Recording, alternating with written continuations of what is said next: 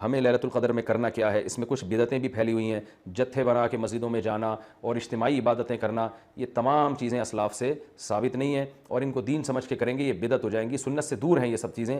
انفرادی عبادت ہونی چاہیے. نماز کا کوئی الگ سے مخصوص طریقہ ثابت نہیں ہے لیلۃ القدر کی رات میں. جو طریقے سے عام آپ نمازیں پڑھ رہے ہیں وہی اسی طریقے سے, یہ نہیں کہ پہلی رکعت میں یہ صورت, دوسری میں یہ صورت, یہ تمام چیزیں لوگوں میں پھیلی ہوئی ہیں, یہ بدعت ہے, ان کا حقیقت سے سنت سے کوئی تعلق نہیں ہے. تلاوت کریں, دعائیں مانگیں اور تہجد کی نماز پڑھیں. جتنے نوافل اللہ آپ کو توفیق دیتے ہیں, آپ جیسے عام معمول ہے نوافل پڑھنے کا اسی طرح پڑھیں, اور بہتر ہے گھر میں عبادت کریں.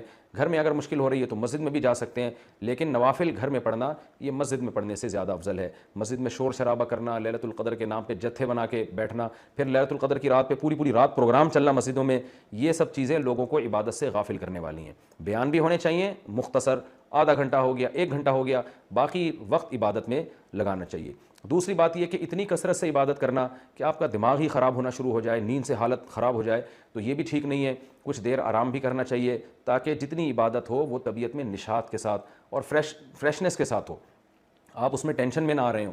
اور ایک اہم بات یہ بھی ہے کہ اصل عبادت گناہ چھوڑنا ہے. آپ صلی اللہ علیہ وسلم نے لیلۃ القدر میں ہمیں جو دعا سکھائی ہے اس دعا کا مفہوم بھی یہی ہے. صحیح حدیث میں دعا آتی ہے کہ لیلۃ القدر میں یہ دعا مانگو, اللہم انک عفو تحب العفو فاعف عنا, اے اللہ تو سراپا معافی ہے, معافی کو پسند کرتا ہے, ہمارے گناہوں کو معاف کر دے. تو اس سے پتہ چلتا ہے کہ لیلۃ القدر میں نبی ہمیں یہ سکھا رہے ہیں, یہ سمجھا رہے ہیں کہ گناہوں سے توبہ کرنی ہے, معافی مانگنی ہے. ظاہر ہے جس جرم سے معافی مانگی جاتی ہے تو اسی بیس پہ مانگی جاتی ہے نا کہ آئندہ آپ چھوڑنے کا عہد کر رہے ہو. آپ نے کسی کا دل دکھایا, کسی کو ٹینشن دی, اب آپ اس سے سوری کر رہے ہیں, وہ کہتے ہیں ٹھیک ہے آئندہ ٹینشن نہیں دینا. آپ کہتے ہیں دوں گا تو میں آئندہ بھی تمہیں ٹینشن, تو وہ کہے گا پھر یہ تو معافی نہیں, یہ تو معافی کے نام پہ مذاق ہو گیا بھائی. تو نبی جو ہمیں دعا سکھا رہے ہیں اس میں اصل بتا رہے ہیں کہ لیلۃ القدر کی رات میں اللہ سے دعائیں مانگ کر توبہ کرنی ہے. تو اس رات میں آپ عبادت کریں, اللہ سے دعا مانگیں, اور دعا کیا مانگیں کہ اللہ جو گناہ ہماری زندگی میں ہیں ان سے ہم توبہ کرتے ہیں اور آئندہ ہمیں ان سے بچنے کی توفیق عطا فرما. گناہ کیا ہے؟ نمازوں کا قضا کرنا, داڑھی کاٹنا, خواتین کا بے پردگی کرنا, اور سود لینا, بہنوں کی وراثت نہ دینا, اور جاندار کی جو تصویریں آج کل لوگوں نے گھروں میں ڈیکوریشن کے طور پر تصویریں لگائی ہوئی ہوتی ہیں, یہ سب ناجائز ہیں. آپ صلی اللہ علیہ وسلم نے فرمایا ان من اشد الناس عذابا یوم القیامۃ المصورون, کہ سب سے سخت ترین عذاب قیامت کے دن تصویر بنانے والے کو ہوگا. ڈیجیٹل کیمرے کی تصویر میں تو بہت اچھا خاصا علماء کا اختلاف ہے, کہ ہماری رائے یہ کہ تصویر میں داخل نہیں ہے, لیکن جو پرنٹڈ تصویر ہوتی ہے اور کسی شرعی عذر کے بغیر ہو, ایک تصویر کسی ضرورت سے ہوتی ہے, بلا وجہ شو بازیوں کے لیے اپنے باپ داداؤں کی تصویریں دیواروں پہ سجانا, یہ فیشن ہمارے یہاں بنتا چلا جا رہا ہے. اور جو بت بنے ہوئے ہوتے ہیں تصویر کے نام پہ, وہ بھی اسلام میں حرام ہے. تو ان سب چیزوں سے ہمیں لیلۃ القدر میں توبہ کرنی ہے. شراب سے, زنا سے, بد نظری سے, والدین کی نافرمانی سے, رشتہ داری توڑنے سے. آپ صلی اللہ علیہ وسلم نے فرمایا جو خونی رشتوں کو توڑتا ہے وہ جنت میں داخل نہیں ہوگا.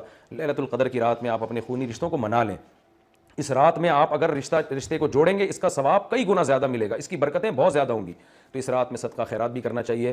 اور ان تمام جرائم سے, نماز چھوڑنے کا گناہ, سود کا گناہ, وراثت کھانے کا گناہ, جو بھی ناپ تول میں کمی کا گناہ, آپ اگر کسی ادارے میں جاب کرتے ہیں, آپ تنخواہ پوری لے رہے ہیں مگر آپ کام میں ڈنڈی مار رہے ہیں, یہ خیانت ہے جس سے قرآن نے روکا ہے.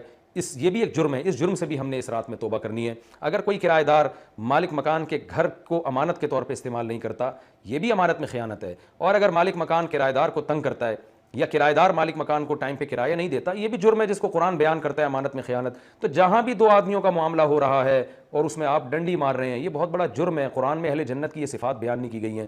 تو اخلاق کو اپنے درست کرنا, آپ صلی اللہ علیہ وسلم نے فرمایا منافق کی 3 نشانیاں ہیں, بات کرتا ہے جھوٹ بولتا ہے, امانت دی جائے تو خیانت کرتا ہے, اور جب کسی سے بحث مباحثہ کرتا ہے تو گالم گلوچ پہ آ جاتا ہے. آج دیکھیں دفتروں میں کیا حال ہے, بات بات پہ گالیاں, ذرا سا کوئی مسئلہ ہوتا ہے فوش فوش گالیاں نکالنا شروع کر دیتے ہیں. تو یہ تمام چیزیں ایسی ہیں جن سے ہمیں اس رات میں توبہ کرنی ہے. اللہ تعالیٰ سے دعا ہے کہ لیلۃ القدر کی رات اللہ ہم سب کے لیے خیر اور برکت والی بنائے, اور اس رات میں ہمیں عبادت کی توفیق عطا فرمائے, اور اس رات میں ہمیں گناہوں سے سچی توبہ کی توفیق عطا فرمائے. وما علینا الا